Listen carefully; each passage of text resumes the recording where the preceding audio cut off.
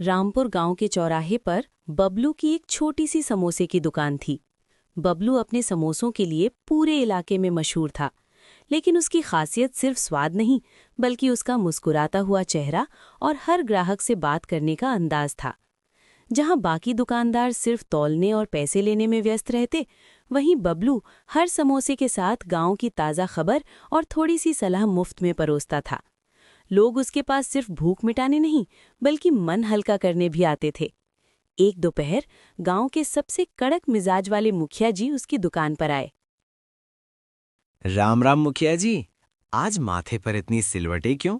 लगता है शहर वाली कचहरी से कुछ ज्यादा ही गर्मा-गर्म खबर लाए हैं। अरे छोड़ो बबलू, आज मिजाज बहुत खराब है। वो नहर वाले मामले में पटवारी ने फिर चक्कर कटवा दिया। दिमाग जल रहा है मेरा।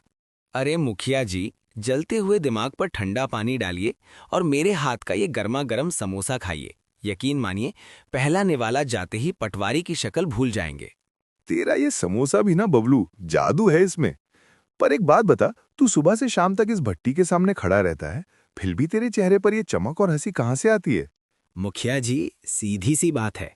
जैसे समोसे के अंदर मसाला अच्छा हो तो बाहर की परत अपने आप कुरकुरी और बढ़िया दिखती है, वैसे ही अगर मन के अंदर संतोष का मसाला हो तो चेहरा हमेशा चमकता रहता है। मैं बस ये सोचता हूँ कि मेरे एक समोसे से किसी की भूख मिट रही है, बस यही मेरी कमाई है। वाह, पेट भी भर दिया और बात भी पते की कह दी। वाकई शहर की कचहरी से ज्यादा सुकून तेरी इस दुकान पर है। बस यही तो चाहिए मुखिया जी। अगली बार पटवारी मिले तो उसे भी साथ ले आइएगा। 2 समोसे खिलाएंगे, काम अपने आप बन जाएगा।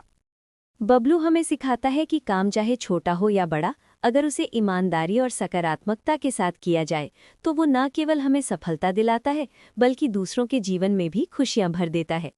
सूरज ढलने को था और बबलू की दुकान पर भीड़ बढ़ने लगी थी। मुखिया जी अभी बैठे ही थे कि तभी हाथ में झोला लिए मास्टर जी और भागता हुआ छोटू वहां पहुंचे। बबलू, जरा 2 समोसे देना। पर देखो भाई, आलू अच्छे से भरे हों और चटनी में पानी कम, खटास ज्यादा होनी चाहिए। अरे मास्टर जी, आइए आइए।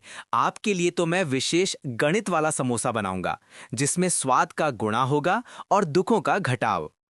बबलू भैया, और मेरी वाली स्कॉलरशिप का क्या? कल आपने कहा था कि अगर मैं पहाड़े सुना दूं तो 1 समोसा मुफ्त मिलेगा। हाँ, याद है मुझे। तो सुनाओ फिर 19 का पहाड़ा और ले जाओ अपना इनाम। 19 एकम 19, 19 दूनी। भैया, समोसे की खुशबू से मैं पहाड़े भूल रहा हूँ, बस स्वाद याद आ रहा है। देख रहे हो मास्टर जी, इस बबलू की दुकान पर आकर लोग अपने उम्र और ओहदा सब भूल जाते हैं। ये छोटू भी यहाँ आकर आपसे नहीं डर रहा। सही कह रहे हैं मुखिया जी। स्कूल में तो ये परिंदा भी नहीं फड़काता, पर यहाँ इसकी जुबान कैंची की तरह चलती है। वैसे बबलू, एक बात तो बताओ, आजकल महंगाई बढ़ गई है, सब ने दाम बढ़ा दिए, तुमने अब भी वही पुराना भाव रखा है। घर कैसे चलता है? मास्टर जी, पेट तो 2 रोटी से भी भर जाता है, पर ये जो आप सब यहाँ बैठकर हंसते बोलते हैं ना, ये सुकून किसी तिजोरी में नहीं मिलता। अगर मैं 2 रुपये बढ़ा दूं तो शायद ये छोटू रोज नहीं आ पाएगा और आपकी ये शाम की चर्चा कम हो जाएगी। मुझे पैसों की गिनती से ज्यादा चेहरों की हंसी गिनना अच्छा लगता है। बबलू, तू पढ़ा लिखा भले कम हो, पर जिंदगी का सबसे बड़ा पाठ तूने ही पढ़ा दिया। खुशियां बांटने से बढ़ती हैं, समेटने से नहीं। भैया, अब तो दे दो समोसा, कल पक्का 20 तक पहाड़े सुना दूंगा। ये ले छोटे, खा और बड़ा आदमी बन। पर याद रखना, बड़ा बनकर इस दुकान को और इस स्वाद को मत भूलना। उस शाम रामपुर के चौराहे पर सिर्फ समोसे नहीं बिके, बल्कि रिश्तों की गर्माहट और सादगी की मिठास भी बांटी गई। बबलू की छोटी सी दुकान ये साबित कर रही थी कि इंसानियत का स्वाद सबसे बड़ा होता है।